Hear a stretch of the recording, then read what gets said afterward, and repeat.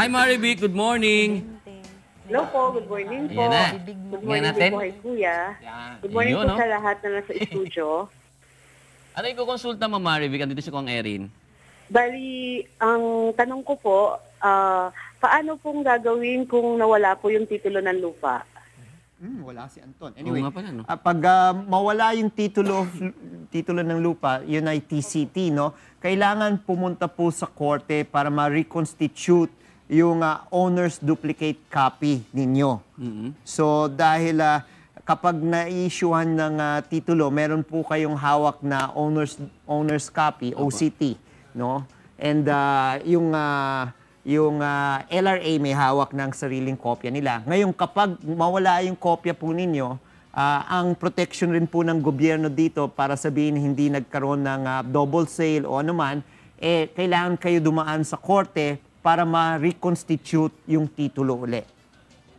Opo. So yan po yung pagkakatao, sabihin natin, pamamaraan na pwede kayong kumuha ng sariling original copy. Kasi yun ang pagbabatayan rin kapag ibebenta po ninyo yung lupa. Ngayon, kung certified true copy lang, pwede rin po kayo pumunta lang sa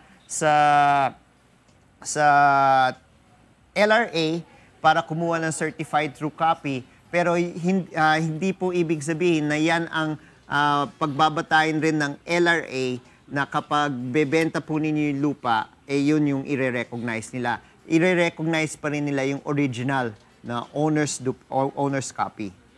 Opo. Opo, salamat po. Bali, ano pa po, may mga kailangan pa po bang mga papeles para i-present, para kukuha rin po ng bagong titulo? Well, one way to do it, kailangan muna kumuha ng certified true copy sa LRA. Opo. Tapos once you get certified true copy, then pupunta po kayo sa korte to reconstitute your own copy. Pagkatapos po niyan, kailangan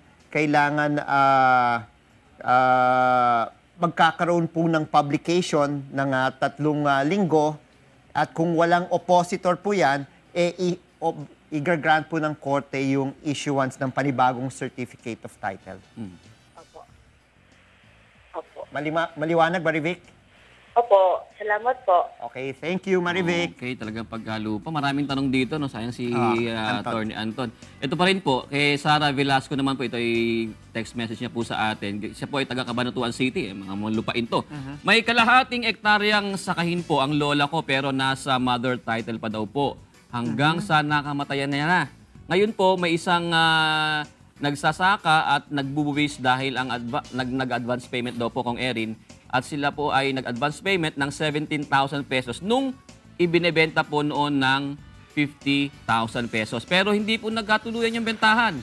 Pwede po ba na kung ayaw nilang magbuwis ay huwag gamitin ang lupa, o kung gagamitin nila ay paano po makukuha ang buwis? Kasi po sinasabi nila malaki na daw po yung tubo ng 17,000 na parang nung naunang nai-advance kong Erin. Ano daw po ang gagawin nila? Hindi. Kasi kung hindi pa nila binabayaran yung buo, bali wala yung 17,000 na advance, no? Depende sa kontrata yan. Kung may terms of payment na pinirmahan sa deed of absolute sale, no? Kung kailan dapat bayaran at hindi natupad ito, merong penalty clause yan. At yung penalty clause ang dapat mamayani dito kapag hindi sinusundan yung kontrata. Ngayon, kung sila po yung nagbibuwis sa lupa, dapat ipaalam ninyo sa assessor's office, no, na hindi na nagkatuluyan yung lupa dahil hindi fully paid yan. Ngayon, depende na rin po, kailangan po kayo mag-usap uli. Handa ba kayo ibenta yung portion ng pinagbebentahan with interest o hindi?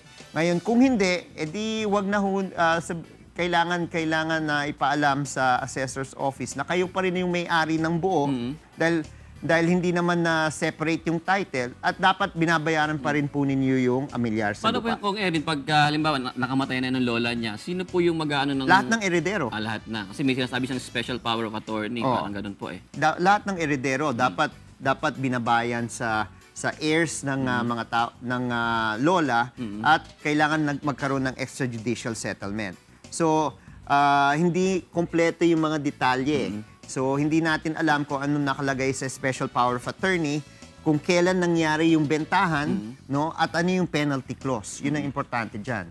Dahil sabihin natin, nag-installment, parang earnest money lang yan. Kung hindi mo itutuloy yan, Bale, wala. baliwala.